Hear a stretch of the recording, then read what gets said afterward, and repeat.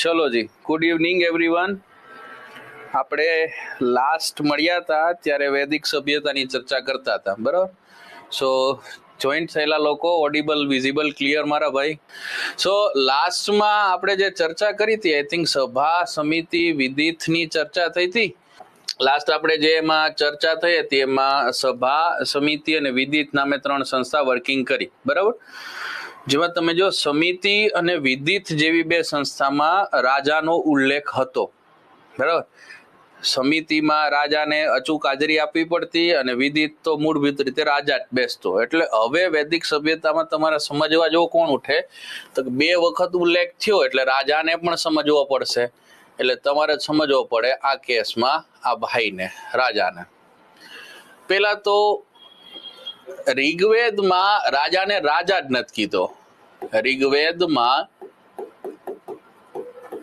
રાજાને રાજન્ય અને રાજન્ય નો લખેલો હોય તો મળે ગૌપતિ. આ 2 શબ્દથી લખેલો હોય, બરાબર? નંબર 1. નંબર 2, રાજાનું પદ વારસાગત ન હતું. અહીંયા રાજાનો દીકરો રાજા બને નહીં. રાજાની પસંદગી ચૂંટણીના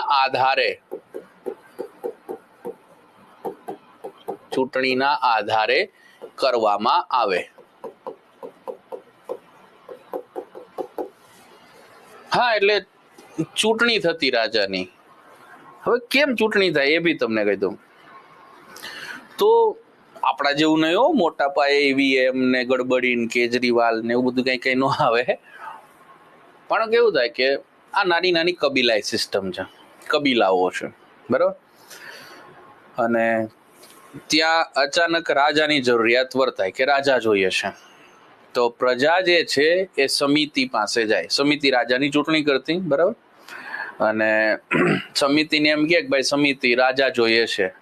તો સમિતિ ઢંઢેરો પીટે કે ભાઈ જેને રાજા બનવું હોય એ આગળ આવે, ચૂંટણી કરવાની છે. એટલે તો 8-10 લોકો દોડીને ભાઈ હું રાજા બનીશું. પછી સમિતિ રિવ્યુ કરે કે ભાઈ ના આ 4 જણા તો નહીં, કેમ કે આને તો બધાની બુદ્ધિ એ નથી. આ 3-4 ને તો આને હું ઉભા રાખીને કરવા, રાજા બનવાની કેપેસિટી જ નથી. એમાં 1-2 કેરેક્ટર લેસ બી હોય, બરાબર? એટલે બધાને કાઢી મૂકે, બરાબર? હા, શરૂ જ થયું છે અમન. તો ગણતરીના 3-4 લોકો વધે. હવે 3-4 લોકો જે વધે, બરાબર, એ પ્રજા સમક્ષ ઉભા રાખી દે અને પ્રજાને એમ કહી દે કે ભાઈ આ 4 લોકો હે, પસંદ કરો તમારે કોને રાજા જોઈએ છે, બરાબર? એટલે માસ પીપલ, પબ્લિક ઉભી એમ કહી દે કે આ ભાઈ આ રાજા, બરાબર? બહુમત એની બાજુ ગયો કે રાજા, તો એ રાજા. હવે રાજા ક્યાં સુધી રાજા હે? આપણા જેવું નહીં 5 વર્ષ વાળું. જ્યાં સુધી પ્રજા સમિતિને જઈને ન કહે કે અમારે રાજા બદલવો, ત્યાં સુધી એ રાજા. પ્રજા કંટાળી જાય ને એમ કે આ રાજા નથી જોતો, તો સમિતિ રાજાને પદભ્રષ્ટ કરી દે અને ફરી એક ઇલેક્શન કરે અને ફરી એક રાજા શરૂ થાય, બરાબર? બીજું, યુદ્ધમાં જીતાયેલું નાણું. યુદ્ધમાં જીતાયેલું નાણું રાજાને પ્રજા સાથે વહેંચવું પડે.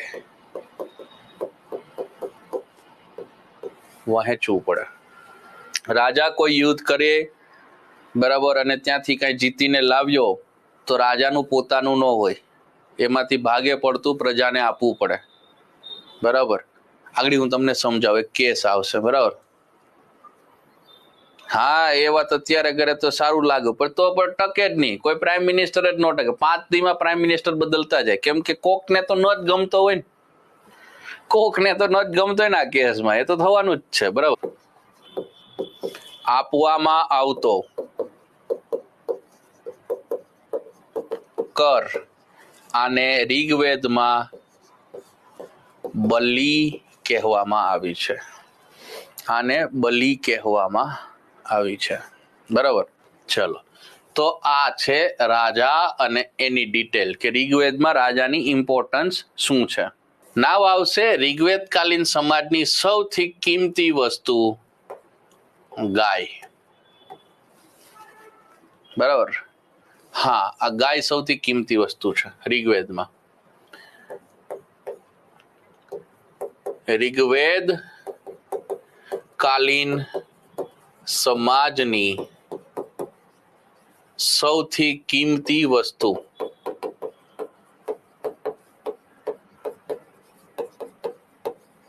પ્રિશિયસ વન છે. વળી ઋગ્વેદમાં ગાયને ગાય પણ નથી કીધી. ઋગ્વેદમાં ગાયને કામધેનુ, કૌમદા, ઈલા, અદિતિ, માહી અને અધન્યા કહી છે.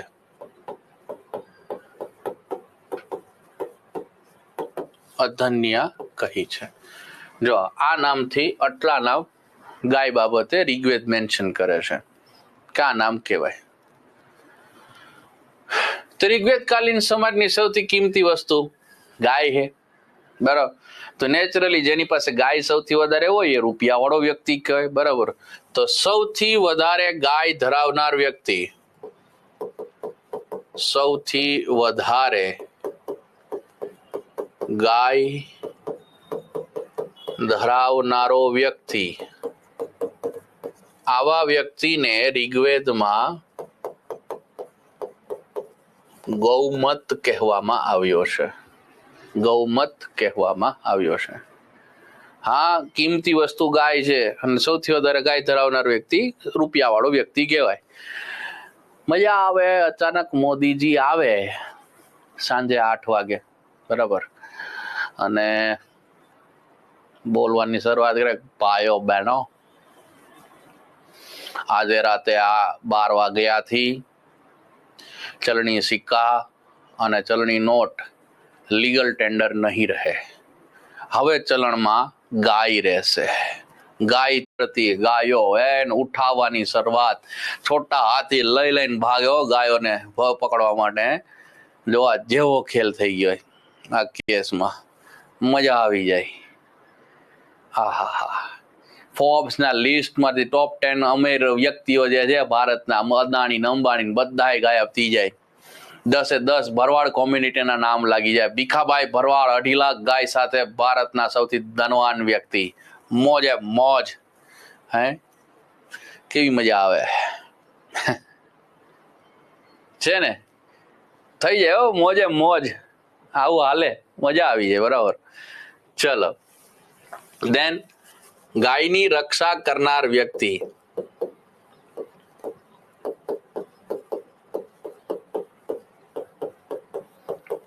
આને કહેવામાં આવે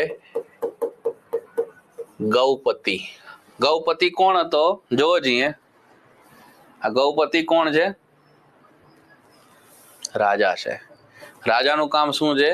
કિંમતી વસ્તુની રક્ષા કરવી, એટલે કે ગાયની રક્ષા કરવી છે. દેન ગાયની શોધ કરનાર વ્યક્તિ, આવા વ્યક્તિને ગવિષ્ઠ કહેવામાં આવે. ગવિષ્ઠ કહેવામાં આવે. તો આ ગાયની શોધ કરનાર વ્યક્તિ શું કરતો હોય? આનું કામ શું હોય? ગાયની શોધ કરનાર વ્યક્તિ એટલે કરતો શું હોય? આનો જોબ પ્રોફાઇલ શું હોય? શું આઈડિયા લાગે તમને કે આ ભાઈ શું કરતો હોય? ગવિષ્ઠ, ગાયની શોધ કરનાર વ્યક્તિ. જો આનો જવાબ છે ને આગળ તમને હજી અંદાજો ન આવે. આર્યો ટીલ ધ ટાઈમ છે ને અહીંયા જ રહેતા, આ સપ્ત સિંધુ પ્રદેશમાં અહીંયા. બરાબર. આનાથી બહાર હજી ગયા નથી. હવે હે ને આ ગવિષ્ઠ હોય ને આ બધા એરિયા એક્સપ્લોર કરતો હોય અહીંયા, એટલે કે આ ગાયની શોધખોળ કરતો હોય અને એને એક જગ્યાએ ગાય મળી જાય. ફોર એક્ઝામ્પલ કે આ ગવિષ્ઠ રખડતો રજડતો કચ્છમાં આવ્યો અને કચ્છમાં એને 50 ગાય દેખાઈ ગઈ, તો ગવિષ્ઠ દોડી અને સીધો ગૌપતિ એટલે રાજા પાસે જાય, બરાબર. એ જય અને ગાય શું કે ગૌપતિ, તો કે જી કચ્છ પ્રાંતમાં 50 કામધેનુ દેખાય છે, તો ખૂબ સરસ, ચાલો જાય અને લૂંટી લઈએ. હા, એટલે આ લોકો હવે લૂંટવા જાય, જોજો. અને આ જેની ગાય હશે એ ભાઈ બચાવવા માટે દોડશે અને આ લોકો લૂંટવા માટે દોડે છે, એટલે એક યુદ્ધ થશે, જેથી કહેવાય ગાય માટે થતું યુદ્ધ ગવેષણા. ગાય માટે થતું યુદ્ધ આને કહેવામાં આવે ગવેષણા. જો પછી તો કે આ લોકો ગયા 50 ગાય છે એને જીતી લીધી, 50 ગાય જીતી, 50 ગાય કેની? રાજાની? ના, રાજાને પ્રજા સાથે નાણું જે છે એ વહેંચવું પડે, એ જાતે લઈ જઈ શકે નહીં. આ એનું થાતું નથી. ખબર પડી? જો બરાબર. ગાયને દોહનારા સ્ત્રી,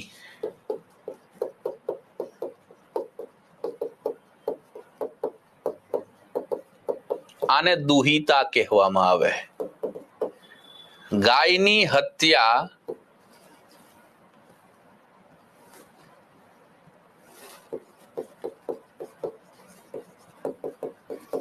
અને માંસ ઋગ્વેદમાં વર્જ્ય બતાવ્યું છે. વર્જ્ય એટલે કે તમે એને ગ્રહણ કરી શકો નહીં, ગૌમાંસ, અને ગાયની હત્યા પણ કરી શકો નહીં, બંને મનાય છે આ કેસમાં.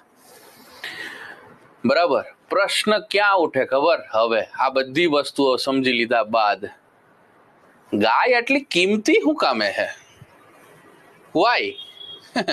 પ્રશ્ન પેલો ત્યાં ઉઠે કે આ ગાય આટલી કિંમતી કેમ? બરાબર ને? આ પ્રિશિયસ કેમ છે ગાય? લોજિક કોઈ તમારી પાસે કે ગાય આટલી કિંમતી કેમ છે? ગાયમાં એક માન્યતા અનુસાર ગાયમાં 33 કોટી દેવતાઓનું નિવાસ છે, એટલે ગાય સૌથી કિંમતી વસ્તુ છે. ખબર પડી વાય કાઉ ઇઝ પ્રિશિયસ? જો આને લીધે ગાય કિંમતી થઈ. બરાબર. એ તો ગાય દૂધ આપે, ઘેટા બકરે દૂધ આપે ને, ભેંસે આપે, ખાલી ગાય જ આપે એવું થોડું છે? નહીં. જો આને લીધે ગાય કિંમતી છે, કેમ કે એમાં 33 કોટી દેવતાઓનો નિવાસ બોલે છે એટલે. ખબર પડી? ઋગ્વેદ કાલીન સમાજ કેવો હતો? ઋગ્વેદ કાલીન સમાજ વ્યવસ્થા. ઋગ્વેદ કાલીન સમાજ વ્યવસ્થા. જો સમાજમાં સરસ વસ્તુ અહીંયા જોવા જેવી થશે. ઋગ્વેદ કાલીન સમાજ એટલે કે આ સમાજ પુરુષ પ્રધાન રહ્યો હતો. જો ડ્રાસ્ટિકલી ચેન્જ થયું ને, સિંધુ સભ્યતાનો સમાજ સ્ત્રી પ્રધાન હતો, બરાબર, અને યસ હાર્દિકભાઈ, બરાબર, આ પુરુષ પ્રધાન થયો. Drastically change. સિંધુ સભ્યતાથી આગળ કમ્પ્લીટલી ચેન્જ દેખાય. તમે થોડો અહીંયા સિંધુ સભ્યતાનો સમાજ આની સાથે કમ્પેર કરતા રહેશો અને સમજણ મેળવતા રહેશો ને, તો તમારો એક મેઇન્સનો ક્વેશ્ચન બી સોલ્વ થઈ જશે. તમને ક્યારેક પૂછે કે સિંધુ સભ્યતાનો સમાજ અને વૈદિક સંસ્કૃતિના સમાજ વચ્ચેના તફાવત વિશે માહિતી આપો, તો અહીંયા તમને ખબર પડી જશે. બરાબર. That means પુરુષ પ્રધાન સમાજ છે તો સ્ત્રીઓની સ્થિતિ અહીંયા ખરાબ હશે? નો. સ્ત્રીઓની સ્થિતિ અત્યંત સન્માનજનક રહી. સન્માનજનક રહી. હાઈલી રિસ્પેક્ટેબલ, રિસ્પેક્ટેબલ બી નહીં, હાઈલી રિસ્પેક્ટેબલ. હવે પ્રશ્ન એમ થાય તો સાબિત કરો, બરાબર ને ભાઈ? બહુ મોટી મોટી બાકાજીકી બોલાવો આ બાબતોમાં તો પછી જવાબ બી આપો આ કેસમાં, તો આપી શકીએ. જેમ કે જો સ્ત્રીઓ ધર્મ કાર્યમાં ભાગ લઈ શકે, બરાબર, પણ શરત એટલી કે પરિણીત હોવા જરૂરી,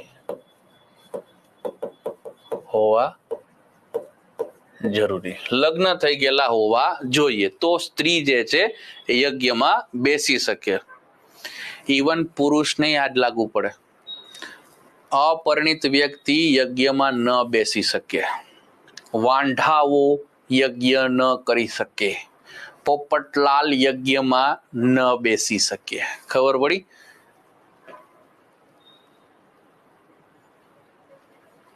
દેન શિક્ષણ કાર્ય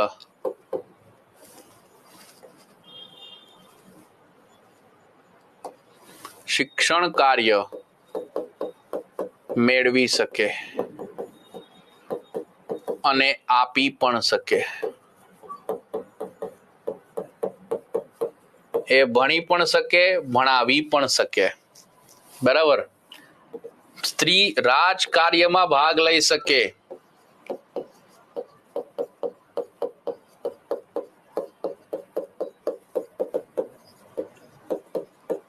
કેવી રીતના? તો કે રાજાના સલાહકાર રૂપે,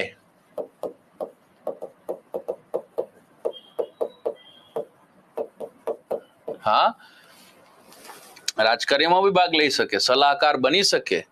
હા, ઘણા ખરા સ્ત્રીઓ રાજાના સલાહકાર રહેલા છે એ સમયે. ફોર એક્ઝામ્પલ, વિદેહના રાજા જનક, સીતા માતાના ફાધર, જનક મહારાજના સલાહકાર એક લેડી હતા,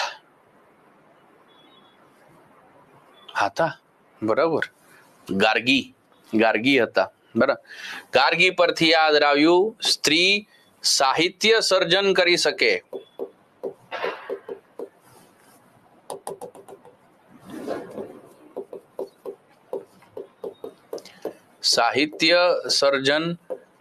શકે,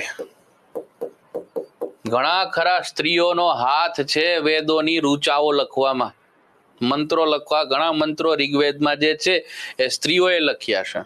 ઘણા ખરા લેડીઝ તો પ્રખર એવા તત્વચિંતક બી થયા છે આ સમાજમાં. ફોર એક્ઝામ્પલ, કે ઘણા ખરા મહિલાઓ જે છે તત્વચિંતક રહ્યા, ફિલોસોફર. કોણ કોણ હતા આ મહિલાઓ? તો કે જો અપાલા, ઘોષા, વિશ્વા, સિકતા, સચી પોલોમી, બરાબર, કક્ષાવૃત્તિ,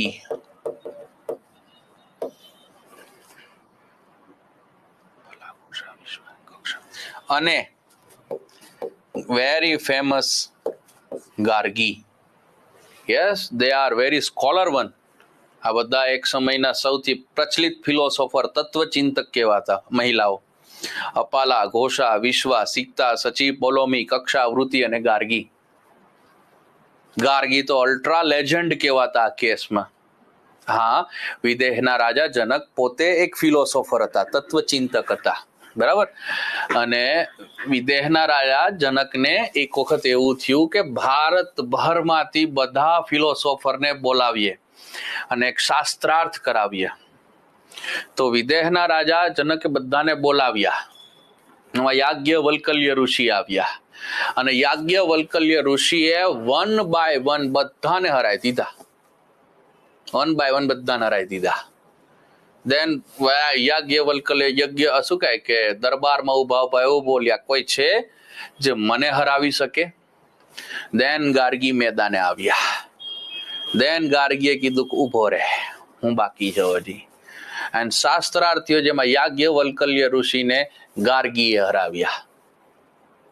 વિચારો, પેલા એક ભાઈ આખા ભારતને હરાવે અને પછી એક લેડી આવે એ આખા ભાઈને હરાવી દે છે. લેવલ 12 ની વાતો છે જો. આ બધી તો અઘરું છે. સમાજ બહુ બ્રોડર છે, બહુ બ્રોડર છે આ કેસમાં. હાલ તો આવો સમાજ તમે જોઈ ના શકો. થોડું અઘરું લાગે આ કેસમાં, બરાબર. દેન તમે જો, દેન યાજ્ઞવલ્ક્ય ગયા અને યાજ્ઞવલ્ક્યે ગાર્ગીને કીધું કે ગાર્ગી, તો કે યસ, લેટ્સ ગેટ મેરીડ, લગ્ન કરી લઈએ. બરાબર. જો આ છે ને પુરુષોની ખામી છે. હા, આ પુરુષોની ખામી છે. એક વસ્તુ બહુ સચોટ સમજવા જેવી છે આ કેસમાં. સ્ત્રીઓને એવું લાગતું હોય ને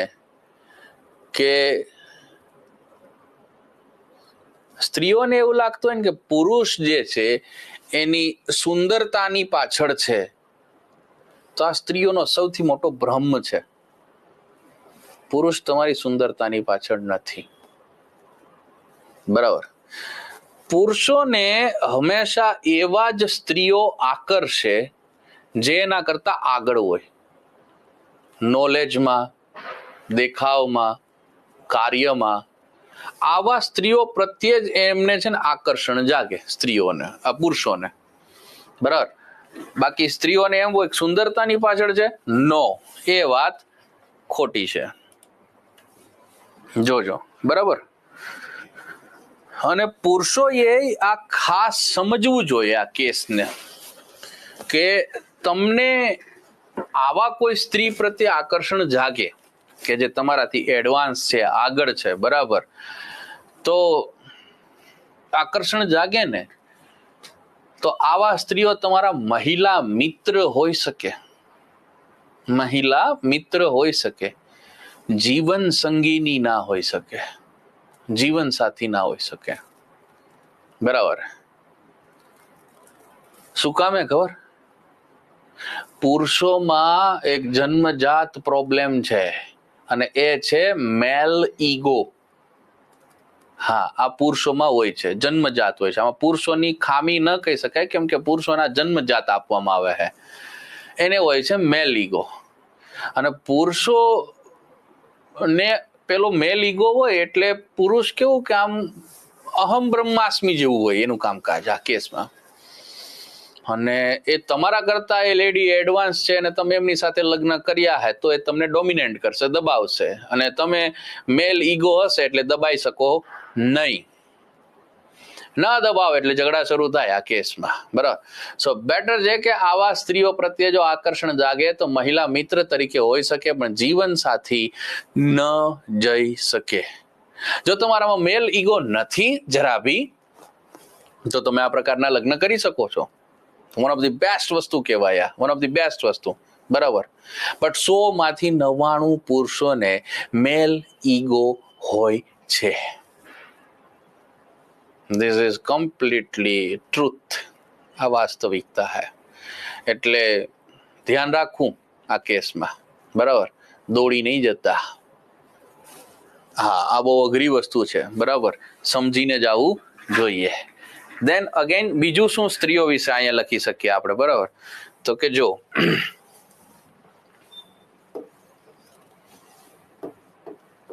એક પત્નીત્વ પ્રથા રહેતી, એક લગ્ન થઈ શકે, એકથી વધારે લગ્ન થઈ શકે નહીં. બાળ લગ્ન અને છૂટા છેડા દ્રશ્યમાન થતા નહીં. છૂટા છેડા દ્રશ્યમાન થતા નહીં, બરાબર. દેન લગ્નનો નિર્ણય સ્ત્રીનો પોતાનો રહે, એમના વતી મેરેજ નો ડિસિઝન કોઈ લઈ શકે નહીં.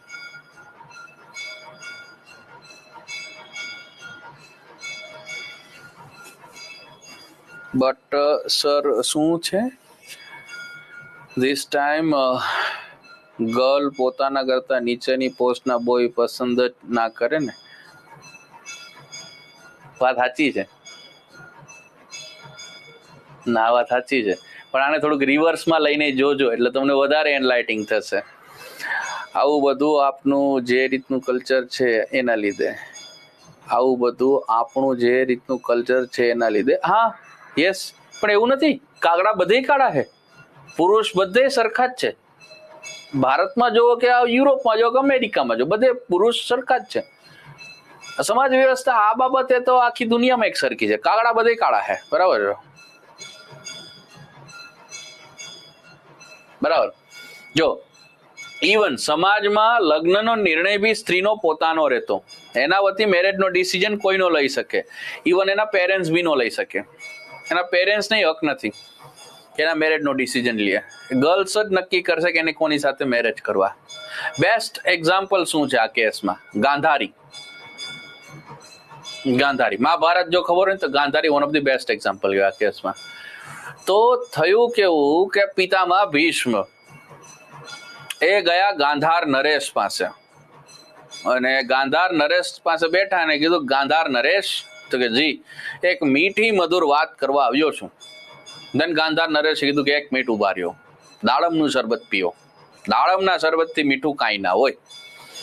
ધન ભીષ્મએ કીધું કે લાવો આપણે દાડમનું શરબત પી લઈએ. બરાબર, દાડમનું શરબત પીધું. કીધું કેવું લાગ્યું? તો મીઠું. પણ આના કરતા મીઠી વાત કરું ગાંધાર નરેશ તો બોલો, હું હસ્તિનાપુરથી તમારી દીકરીનું માગું લઈને આવ્યો છું. તો કે વાહ, મારા દીકરીના લગ્ન પાંડુ સાથે થતા હોય તો આનાથી શ્રેષ્ઠ બીજી વાત કોઈ હોઈ શકે. એટલે ભીષ્મે કીધું કે નહીં, હું પાંડુનું નહીં, હું ધૃતરાષ્ટ્રનું માગું લઈને આવ્યો છું. દેન ગાંધાર નરેશે કીધું, હા, એ આંધળા સાથે મારી દીકરીના લગ્ન હું થોડો કરાવું. દેન બાજુમાં શકુની બેઠો હતો, એને શકુને કીધું મારે બેનમાં એવી શું ખામી છે કે તમે એ આંધળાને પસંદ કર્યો? બરાબર. દેન વચ્ચે ગાંધારી પડીને ગાંધારીએ કીધું કે તમે આ નિર્ણય નો લઈ શકો. મારે કોની સાથે લગ્ન કરવા એ હું નક્કી કરીશ. દેન ગાંધારીએ નક્કી કર્યું હતું કે મારે લગ્ન ધૃતરાષ્ટ્ર સાથે કરવા છે, અને ગાંધારીના લગ્ન ગાંધારી ખુદે પસંદ કરેલા છે. One of the best example. ન થયું, ન થયા, લગ્ન ન થયા, ના પાડી દીધી હતી. બરાબર, ગાર્ગીએ. જો one of the broader way. આટલો તો સમાજ આપણે ત્યાં હાલ બી નથી જતો જેટલો વૈદિક કાળમાં જતો. ઇવન આ સમાજ તો એટલો બ્રોડ રહ્યો ને કે અહીંયા દીકરાવે બાપાના વરઘોડા કાઢ્યા હે. દીકરાવે બાપાના વરઘોડા કાઢ્યા હે. હા, again we talk about Bhishma. ભીષ્મની જ વાત કરી શકીએ. ભીષ્મના ફાધર હતા મહારાજ શાંતનુ. શાંતનુ મહારાજના લગ્ન થયા ગંગાજી સાથે. બરાબર. દેન ગંગાજી સાથે થયા.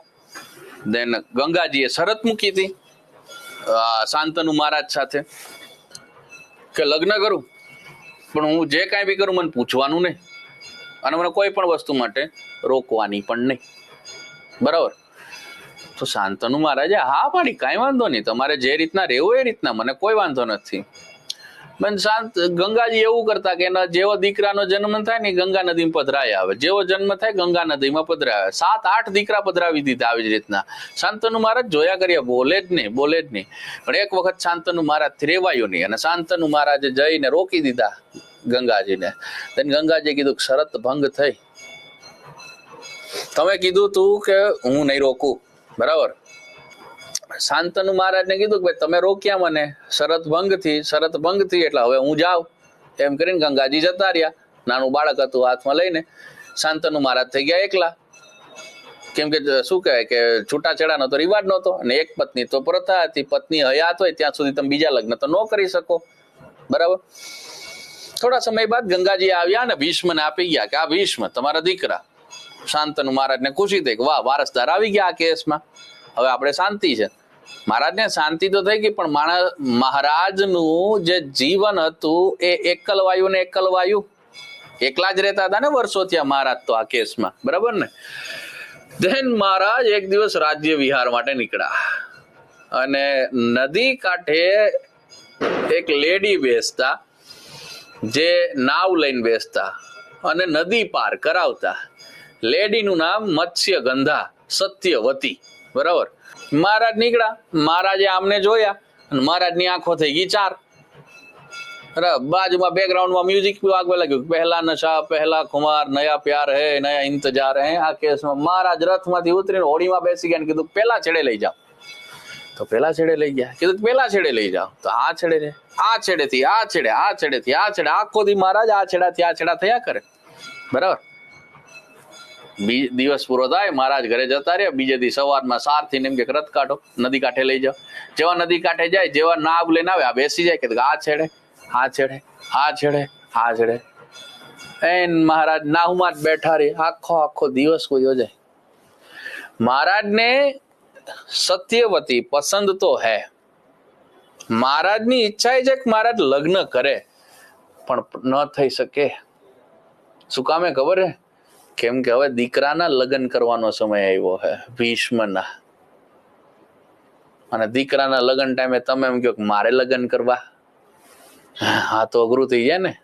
એટલે શાંતનુ મહારાજ આ બાબતે ખચકાય છે. છતાં શાંતનુ મહારાજે એના ફાધરને જઈને વાત કરી, મારે તમારી દીકરી સાથે લગ્ન કરવા હોય તો મારી એક શરત છે. તો કે શું? ગાદી ઉપર તારો દીકરો ન બેસે, મારી દીકરીના તારા લગ્ન થાય પછી જે સંતાન પ્રાપ્તિ થાય એ ગાદી ઉપર બેસે.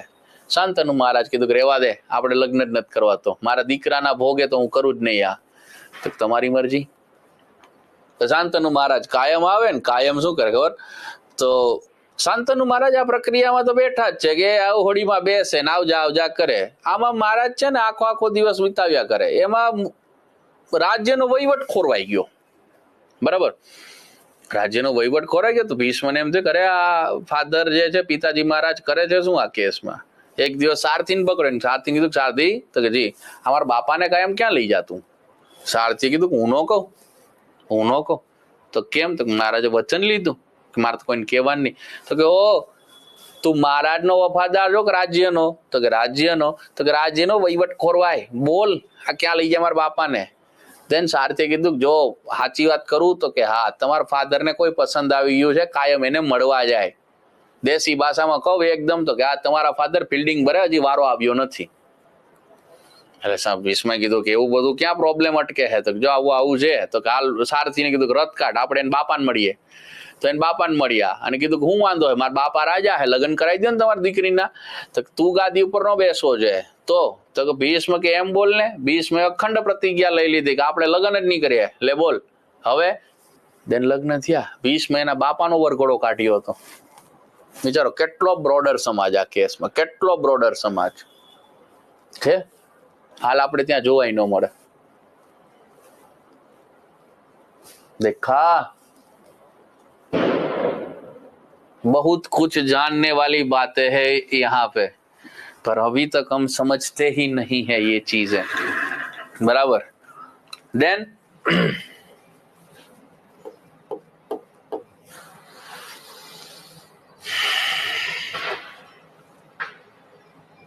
નિયોગની પ્રક્રિયા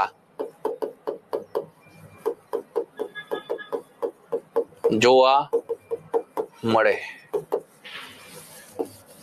નિયોગની પ્રક્રિયા, નિયોગની પ્રક્રિયા ખબર પડે ભાઈ? What is નિયોગ? નિયોગ કોને કહેવાશે? કોઈ આઈડિયા? જો વિધવા વિવાહ તો હતા નહીં આ કેસમાં, બરાબર.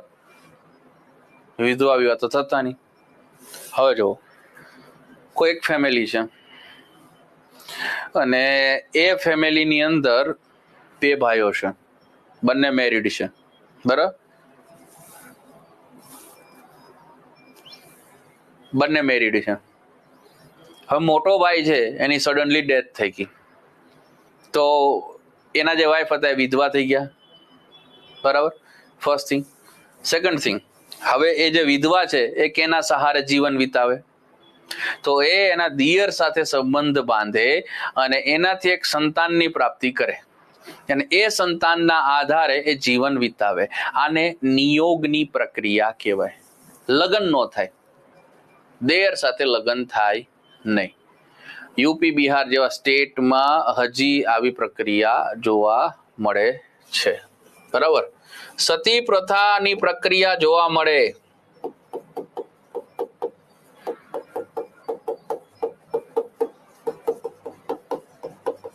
પરંતુ તે માત્ર ઔપચારિકતા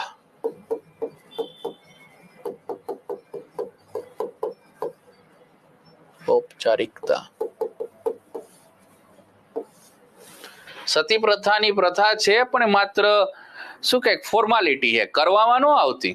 બરાબર. કેવું થાય કે કોઈ હસબન્ડ ગુજરી ગયા પછી સ્ત્રી વિલાપ કરે મારા હસબન્ડ ગુજરી ગયા, હવે તો હું કેવી રીતના જિંદગી વિતાવીશ, હવે એ મરી ગયા તો મારે જીવવું નકામું, એ મરી ગયા એટલે હું મરી જઈશ. પછી પતિની ચિતા હોય, પતિની ચિતા ઉપર ચડીને બેસી જાય, માથું ખોળા મૂકીને કે એ સળગી જાય મારે સળગી જવું, હવે તો હું જીવું નહીં, આમ ને તેમ ને વિલાપ થાય. પછી ઘરના વડીલ લોકો જાય એ લેડી પાસે જઈને ઉભા રહીએ અને એમ કે અને એવું કે બસ હવે ઉતરી જાવ એટલે ઉતરી જવાનું. સતી થવાનું નથી, સતી થવાનું નથી, ખાલી ઔપચારિકતા હે. બરાબર, સિમ્પલી. દેન દાસ સાથે લગ્ન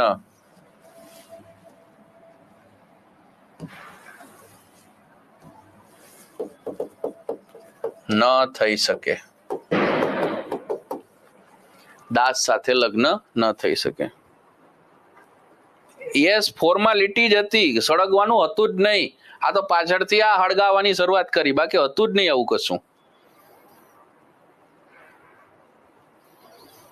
ફોર્માલિટી જ હતી આ. બરાબર. અને દાસ સાથે લગ્ન થઈ શકે નહીં.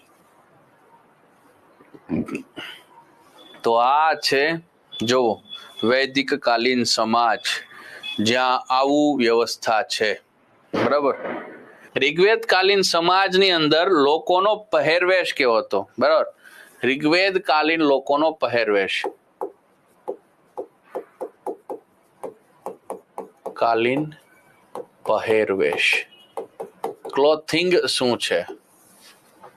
તો 5-6 પ્રકારના કપડા તમને જોવા મળે. જેમ કે એક આવે નીવી. નીવી એટલે શું થાય તો કે કમરની નીચેનું વસ્ત્ર.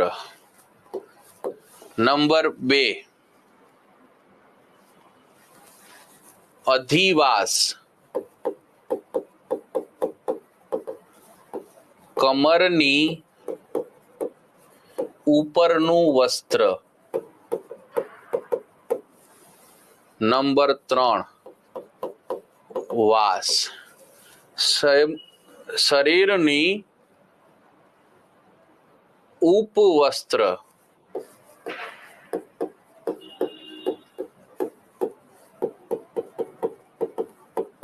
તમે આને ખેસ કહી શકો અથવા ચૂંદડી કહી શકો. બરાબર. નંબર 4 ઉષણીય.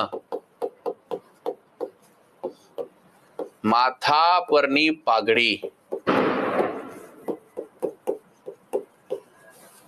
નંબર 5 ત્રાપી, ગરમ વસ્ત્ર. નંબર 6 વધૂય. લગ્ન સમયે, અરે યાર આ લ ને ગ માં બહુ અઘરું છે. લગ્ન સમયે સ્ત્રીને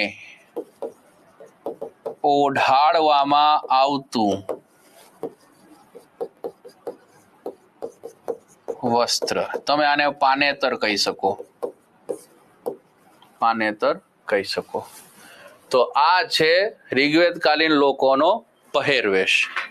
ઋગ્વેદ કાલીન લોકોનો ભોજન. બરાબર. ઋગ્વેદ કાલીન લોકો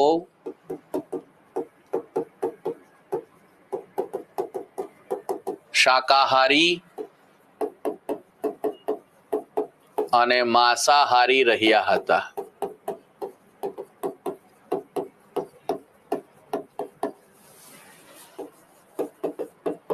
તેઓ અનાજ ઉપરાંત માંસાહારમાં ઘેટા અને બકરાનું માંસ ગ્રહણ કરે. બરાબર.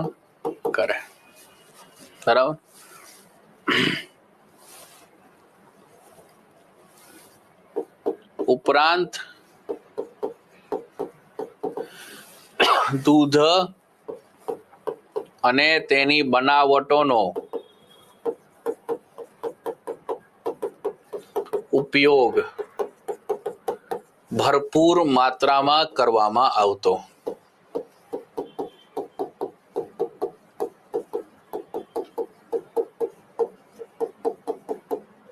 કરવામાં આવે. ઋગ્વેદ કાલીન લોકોનું મનોરંજન.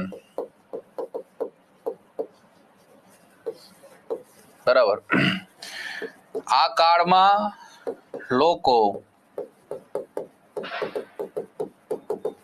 સંગીત, નૃત્ય, પાસા રમવા, અશ્વદોડ, રથદોડ,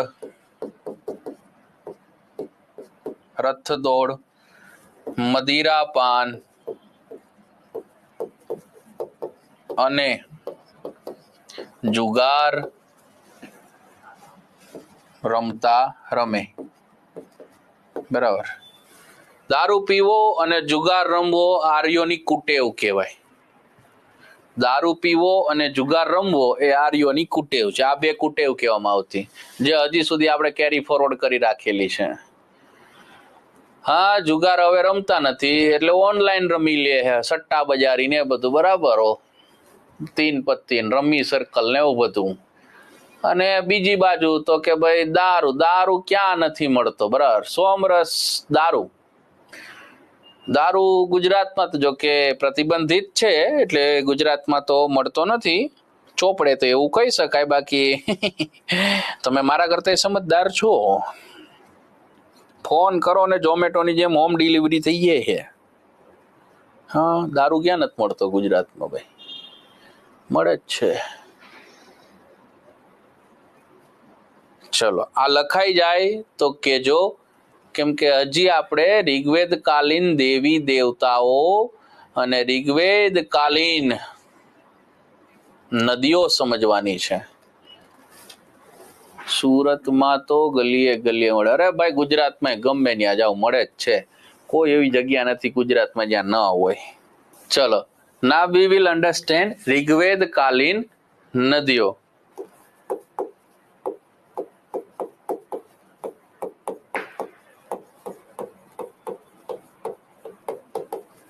ઋગ્વેદ કાલીન નદીઓ.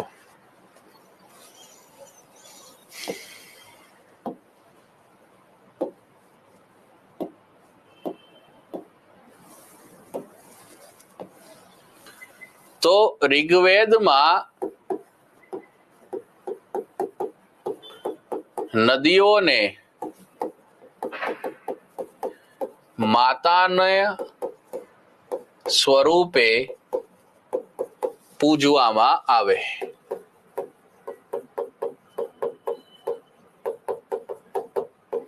અથવા માતાનો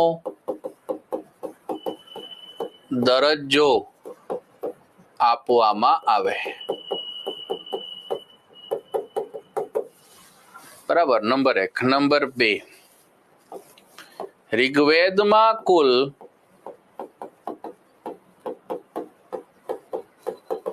25 જેટલી નદીઓનો ઉલ્લેખ લેખ મળે. સૌથી વધારે 36 વખત સિંધુ નદીનો ઉલ્લેખ છે. સૌથી પવિત્ર નદી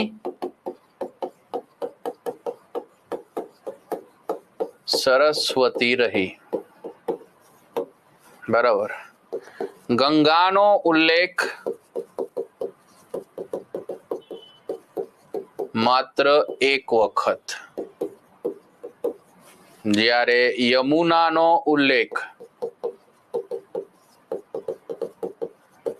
3 વખત મળી આવે છે. 3 વખત મળી આવે છે. વળી ઋગ્વેદમાં નદીઓનો ઉલ્લેખનો ક્રમાંક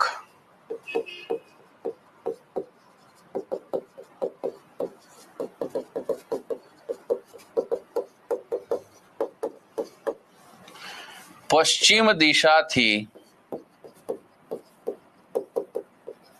પૂર્વ દિશા તરફનો.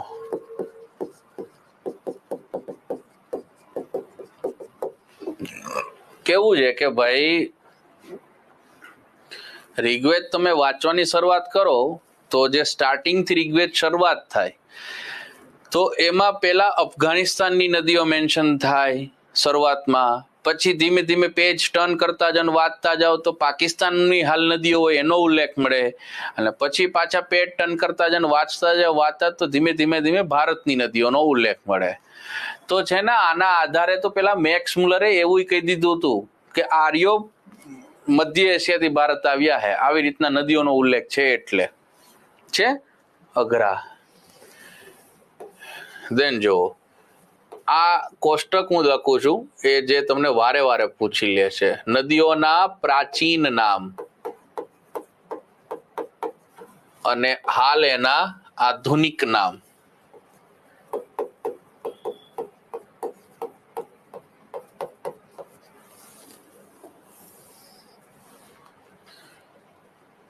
જેમ કે કુભા, બરાબર, આને કહેવાય કુભા હે ને, અને કુભુ નદી કહેવાશે. અફઘાનિસ્તાનમાં જ આવેલી છે. આને કહેવાય કાબુલ નદી.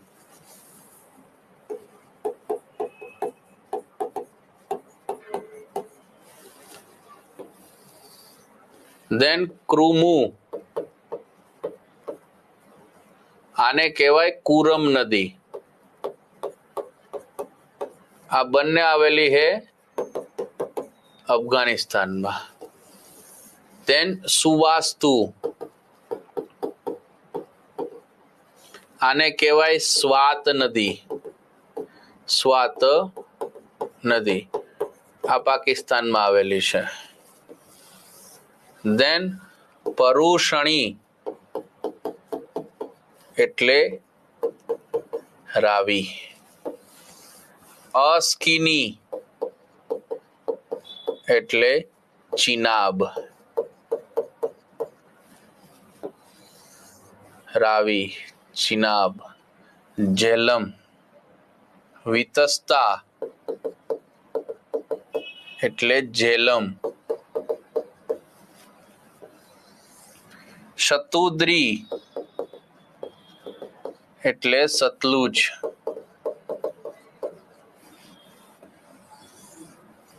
ઝેલમ, ચિનાબ, રાવી, બિયાસ બાકી છે ને. વિપાસા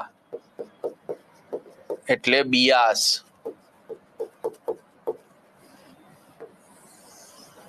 દેન સદાનીરા એટલે ગંડક નદી. દેન કઈ બાકી રહી જાય? 2, 3, 4, 5, 6, 7, 8, 9. ઘગ્ગર, સરસ્વતી. યસ, બાકી બધી નદીઓના નામ તમને સિમિલર એઝ ઇટ ઇઝ જ મળે, ગંગા, યમુના, બરાબર. યસ, ડીવાયએસઓમ હતો આ ક્વેશ્ચન ભાઈ. વિતસ્તા પૂછી હતી, વિતસ્તા. હા, ડીવાયએસઓમ પૂછી હતી લાસ્ટ. હા, પૂછી હતી, બરાબર. ચલો દેન સમજશું ઋગ્વેદ કાલીન દેવી દેવતા. ऋग्वेद कालीन धार्मिक जीवन.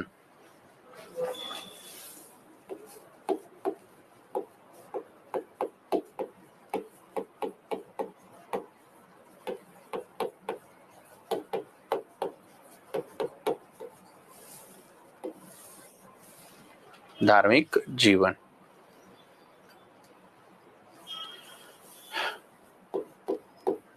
आर्योनु धार्मिक जीवन थोड़ू जटिल રહ્યું.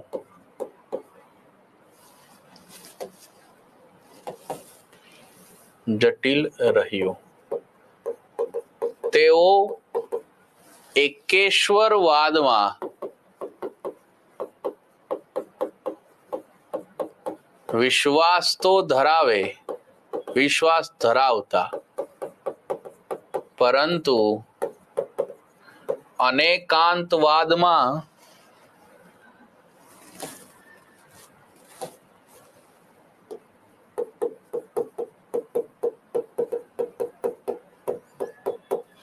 પણ વિશ્વાસ ધરાવે.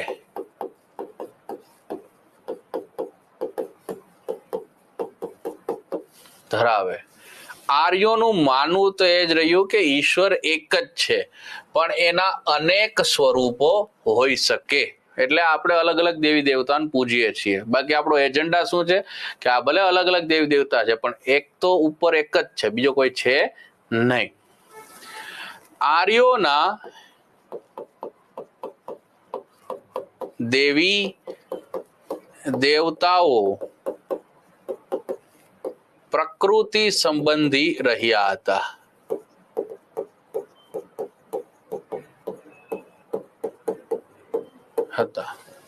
ઋગ્વેદમાં કુલ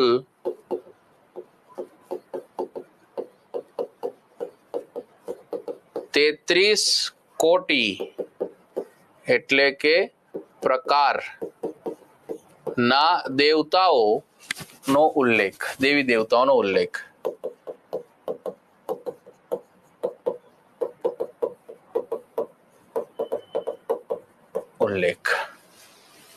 દેવી દેવતાઓને 3 ભાગમાં વર્ગીકૃત કરવામાં આવતા હતા. 3 ભાગમાં વર્ગીકૃત કરવામાં આવે. કયા કયા 3 ભાગ? તો પૃથ્વીના દેવ, આકાશના દેવ અને બ્રહ્માંડના દેવ. એકો હમ દ્વિતીય નાસ્તે, બરાબર. યસ, આ મળે છે. જો 3 ભાગ કયા કયા છે? તો એક આવે પૃથ્વીના દેવતા.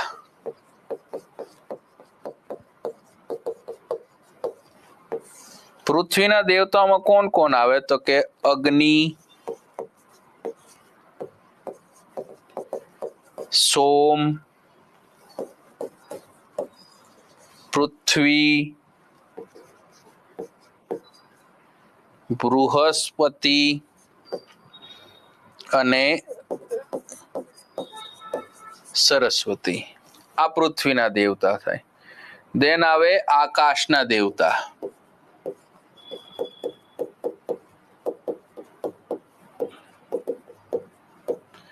આકાશના દેવતામાં કોણ કોણ હોય?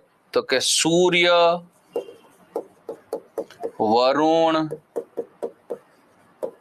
મિત્ર, પુષન, વિષ્ણુ અને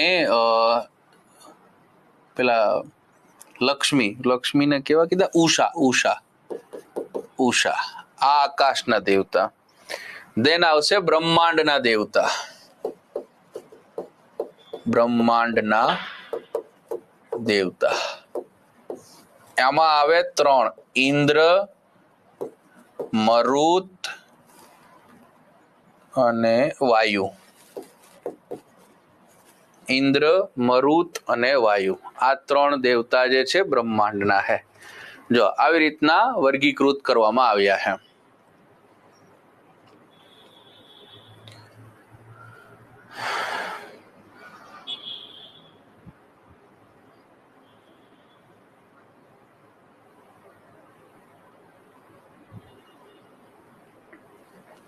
ચલો, નાવ આ કેસમાં અલગ અલગ દેવતા અને એની સમજણ બી લેવી પડે.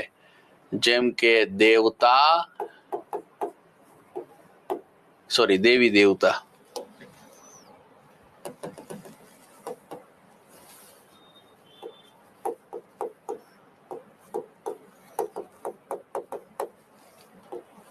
અને તેનું મહત્વ.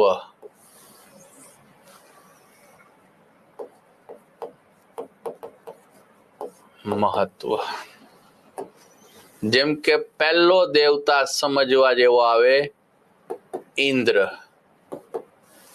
બરાબર. ઋગ્વેદમાં તેને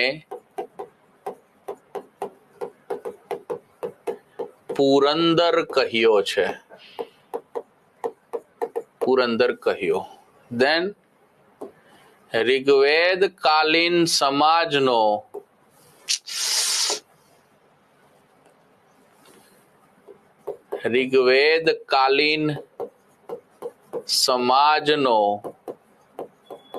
સૌથી મુખ્ય દેવતા.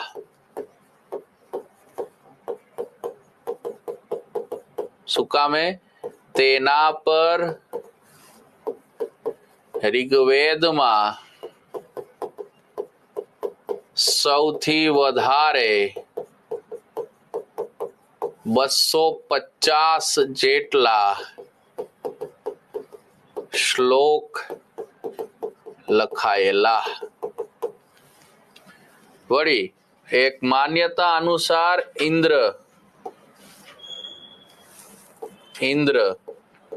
યુદ્ધ અને વરસાદનો દેવતા હતો. પૃથ્વી ઉપર યજ્ઞ કરવાથી ઇન્દ્ર ખુશ થાય, બરાબર, અને પૃથ્વી ઉપર વરસાદ વરસાવ્યા કરે. આ એનું કામ. યસ, પ્રકૃતિની પૂજા જ આપણા માટે બેસ્ટ છે. ઇવન સિંધુ સભ્યતાના લોકો બીજો પ્રકૃતિના જ ઉપાસક હતા, બરાબર. પ્રકૃતિ પૂજા જ છે. તો આ ઇન્દ્ર છે અને એનું કામ છે. દેન સેકન્ડ મોસ્ટ ઇમ્પોર્ટન્ટ ડેટી છે એ છે અગ્નિ. બરાબર. અગ્નિ શું કામે? તો કે ઋગ્વેદમાં તેમના પર 200 જેટલા શ્લોક લખાયેલા. This is the reason behind કે આ ઇમ્પોર્ટન્ટ સેકન્ડમાં આવે.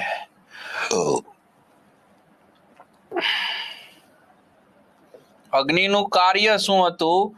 તો કે તે મનુષ્ય અને દેવતા વચ્ચે સંપર્ક કરાવે. દેવતા અને મનુષ્ય વચ્ચે સંપર્ક કરાવવું આમનું કામકાજ છે. ફોર એક્ઝામ્પલ, ઘણી વખત યજ્ઞ કરતા હોય અને દેવી દેવતાઓ પ્રસન્ન થાય અને શું કહે કે પેલું આશીર્વાદ દેવા આવે. પછી તમને ખબર હોય તો ઘણી વખત ઋષિ મુનિઓ યજ્ઞ કરતા હોય અને અચાનકથી દેવતા પ્રસન્ન થાય આકાશમાં અને પછી એમ કે માગો ઋષિ શું જોઈએ. તો એ દેવતાને ખબર કેમ પડે કે મને બોલાવ્યો હે? તો એ અગ્નિના આધારે ખબર પડે. ઋગ્વેદમાં ઈચ એન્ડ એવરી ડેટી, દરેક દેવતા જે છે એના ઉપર એક શ્લોક લખાયેલો છે. એ શ્લોક વિશે એ બી કહેવામાં આવ્યું છે કે આને કેટલી વખત ગાવાથી, કેવી રીતના ગાવાથી અને આ દેવતાને અગ્નિમાં શું હોમવાથી બલિ આપવાથી અથવા શું કહેવાય કે હોમવાથી જ કહી શકો ને, યસ બરાબર, તો એ દેવતા પ્રસન્ન થાય. ફોર એક્ઝામ્પલ કે ઋગ્વેદમાં લખ્યું હોય કે આ ઇન્દ્રને પ્રસન્ન કરવા માટેનો શ્લોક છે, જેને 1 કરોડ વખત ગાવાથી ઇન્દ્ર પ્રસન્ન થશે. અને ઇન્દ્ર જે છે એ આ જે શ્લોક જે છે બરાબર, એને આવી રીતના ગાવાનો છે, 1 કરોડ વખત ગાવાનો છે.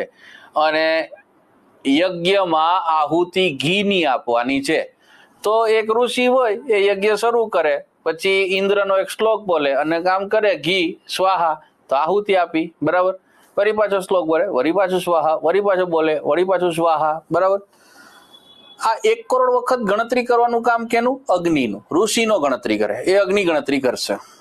પછી જેવું 1 કરોડમી વખત થાય એટલે અગ્નિ ફોન કરે ઇન્દ્રને, દોસ્તાર આવવાનો ટાઈમ થયો. એટલે જેવું 1 કરોડમાં આમ સ્વાહા કરે એટલે સીધા ઇન્દ્ર જે છે અવકાશમાં આવીને ઉભા રહે અને બોલે કે બોલો ઋષિ શું જોઈએ. એટલે ઋષિ એમ કે ભગવાન 5-6 કરોડ રૂપિયા આપી દે. એટલે ઇન્દ્રદેવ એમ કે તથાસ્તુ, એટલે 5-6 કરોડ રૂપિયા મળી જાય. આવું તમે ક્યારે જોયું સિરિયલમાં? કામ ક્યાંય જોયું તમે?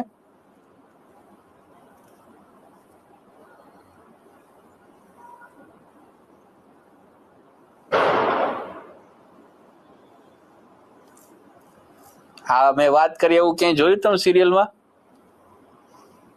ટીવીમાં? ખાસ કરીને રામાયણમાં આવે આવું બધું. હા, તો આ છે અગ્નિ અને કામકાજ. જો આવી રીતના જાય બરાબર. ચલો, દેન આવશે ત્રીજા દેવતા આપણે સમજવાના, જેનું નામ છે, હા, જૂની મહાભારત છે, રામાયણ ને એમાં આવે બરાબર. હા, એટલે એને ફોનની જરૂર ન પડે, આપણે તો ખાલી વાતો કરીએ એમ. હા, એટલે આપણે ખાલી વાતો કરીએ, વાતો કરવામાં જે મજા છે એવી ક્યાં છે. દેન આવશે નંબર 3 દેવતા, જેનું નામ છે વરુણ. આને ઋતસ્ય ગોપ પણ કહેવામાં આવે. ઋતસ્ય ગોપ. આ અગેન મોસ્ટ ઇમ્પોર્ટન્ટ ડેટી છે વરુણ. શું કામે? કેમ કે ઋગ્વેદમાં તેમના પર 30 જેટલા શ્લોક લખાયેલા. હેન્સ આ 3જા ક્રમાંકના સૌથી મુખ્ય દેવ છે. અને પૃથ્વી પર પાણીનું પ્રબંધન કરવું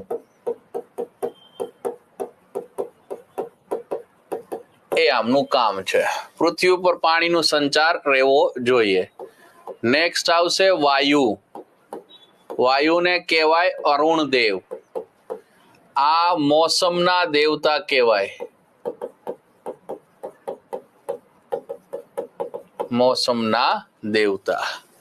દેન એક આવે યમ. યમ કહેવાય મૃત્યુના દેવતા. રસ્તે ઉભા જ હોય, જો જરા કાડાવડા થયા વાહન લઈને તો લઈ જાય, વારો નહીં આવવા દે. તમે જાતા 150, યમ જાય 200 વધી તમને લઈને બરાબર.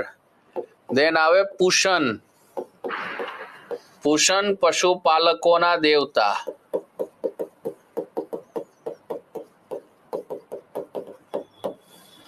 નેક્સ્ટ આવે નંબર 7 સોમ. સોમ પ્રકૃતિના દેવતા.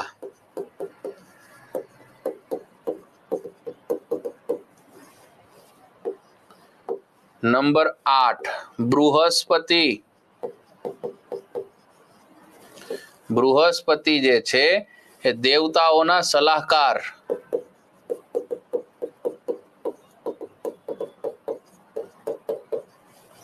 દેન નંબર 9 રુદ્ર, એટલે કે શિવ, કલ્યાણકારી દેવતા.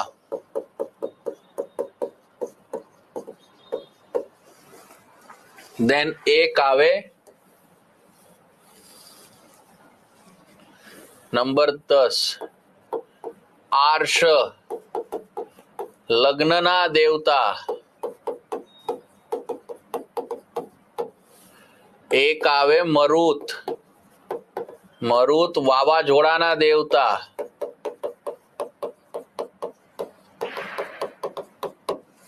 એક આવે પેલા અશ્વિન, યસ,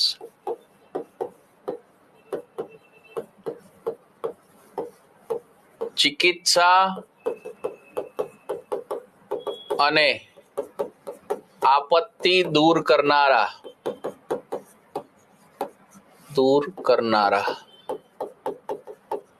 અને તેમની સંખ્યા 2 હતી.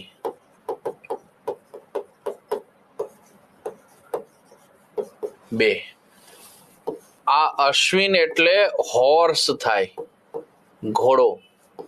તમે એવા દેવતા કોઈ જોયા જેનો ફેસ હોર્સ જેવું હોય અને શરીર મનુષ્ય જેવું હોય? આવા દેવતાનું નામ બી છે. આને હયગ્રીવ કહેવામાં આવે. હયગ્રીવ જોયું ક્યારેય? એવું ન કહી શકીએ, કેમ કે સિંધુ સભ્યતાનું પોતાનું કોઈ ધાર્મિક જીવન નથી ને. સિંધુ સભ્યતાનું પોતાનું કોઈ ધાર્મિક જીવન નથી, એટલે શિવ પાર્વતીની જે પૂજાની વાત તમે કહો છો એ આર્યો ત્યાંથી લીધી હોય એમ ન કહી શકીએ. બરાબર. દેન હવે દેવીઓ આવશે, જેમ કે નંબર 13 ઉષા, સમૃદ્ધિ અને વહેલી સવારના દેવી.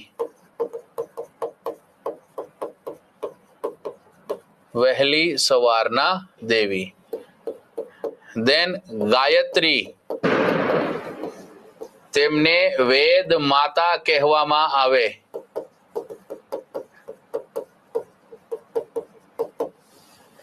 દેન સરસ્વતી, સંગીત અને જ્ઞાનના દેવી. દેન અરણ્યા, જંગલોના દેવી.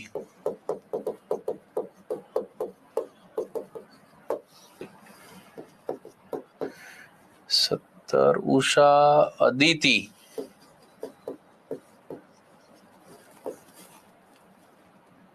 અનંત કાળના દેવી અને સાંજના દેવી.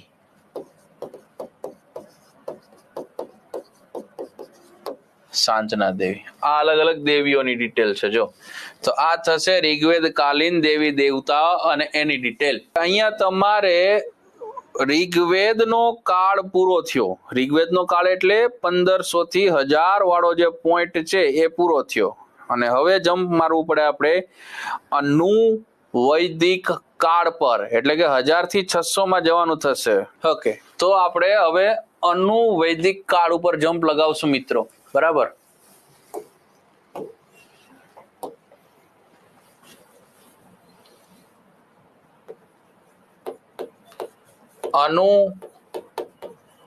અનુવૈદિક કાળ એટલે કે પોસ્ટ વૈદિક એરા. આનો સમયગાળો ઈસવીસન પૂર્વે 1000 થી ઈસવીસન પૂર્વે 600. આ ટાઈમલાઈન છે. બરાબર. હવે પ્રશ્ન પેલો શું છે ખબર આમાં, કે આ 1000 થી 600 ઈસવીસન પૂર્વે જે છે એને તમે અનુવૈદિક કાળ કયો છો, કયા આધારે? સોર્સ શું છે તમારી પાસે? તો આ કાળના માહિતીના સ્ત્રોત.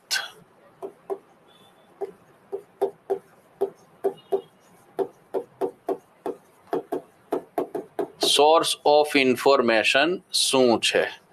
તો જો આ કાળના માહિતીના સ્ત્રોત 2 રીતના તમે લઈ શકો. એક સાહિત્યક રીતે, સાહિત્યક સ્ત્રોત, અને એક તમારે લઈ શકો પુરાતત્વિક સ્ત્રોત.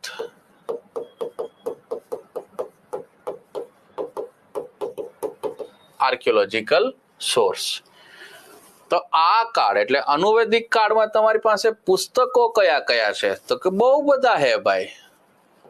આ કાળમાં ડેવલપ થાય સામવેદ, यजुर्वेद, अथर्ववेद है, देन ब्राह्मण ग्रंथ, उपनिषद, षड दर्शन, આ બધા પુસ્તકો તમને હેલ્પ કરે. આરણ્યક,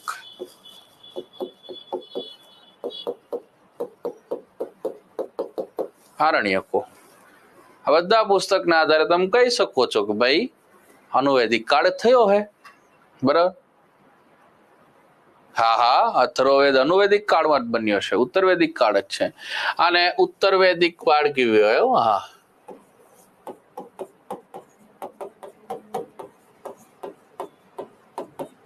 હા,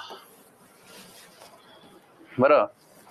પુરાતત્વિક સ્ત્રોત તો કે 4 છે. એક આવે નોહા, આ સ્થળ આવેલું છે ઉત્તર પ્રદેશમાં. એક આવે જખેરા, જખેરા અગેન ઉત્તર પ્રદેશમાં આવેલું છે. એક આવે અતરંજી Kheda, this is again Uttar Pradesh. અને એક આવે હસ્તિનાપુર, આ આવે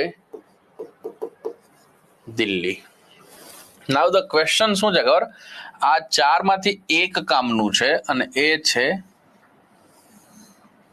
અતરંજી ખેડા. ક્યું? કેમ કે ભારતમાં લોખંડ વપરાશનો પ્રથમ પુરાવો અહીંથી પ્રાપ્ત થયો હતો. ભારતમાં લોખંડ વપરાશનો પુરાવો પહેલી વખત અતરંજી ખેડામાં છે. રિસેન્ટલી થોડું અઘરું થયું છે. બરાબર? રિસેન્ટલી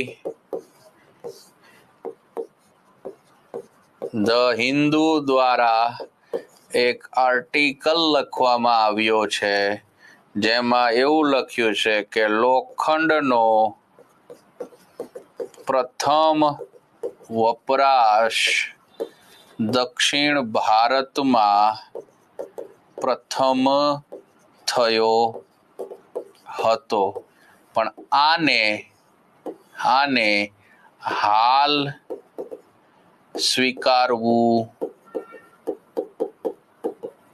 નહીં. શું કામ? કેમ કે this thing is written in your text book. બરાબર?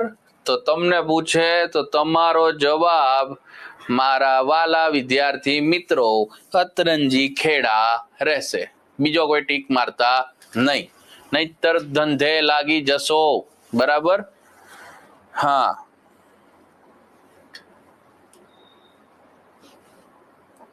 તમિલનાડુમાં લોખંડના પુરાવા મળ્યા છે 5. હા, એ જ લખ્યું જો, ધ હિન્દુએ હમણાં આર્ટિકલ માર્યો છે.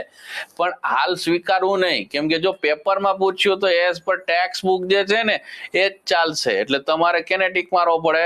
અતરંજી ખેડા ને ટીક મારવો પડશે ભાઈ. દોડતા નહીં ખોટે ખોટા. આર્ટિકલ ભલે છાપી દે, એમ તો હું છાપી દઉં, છાપવાથી કાંઈ ન થાય આ કેસમાં. બરાબર? મતલબ તો રહેવો જોઈએ ને. માર્ક જોતો હોય ને ભાઈ તો અતરંજી ખેડા. ડિબેટ કરવી હોય તો દક્ષિણ ભારતમાં જજો. બરાબર? ના કેસમાં. ચલો, તો આ થશે અનુવેદિક કાળ અને એની ડિટેલ. બરાબર? કે કેવી રીતના શરૂ થશે.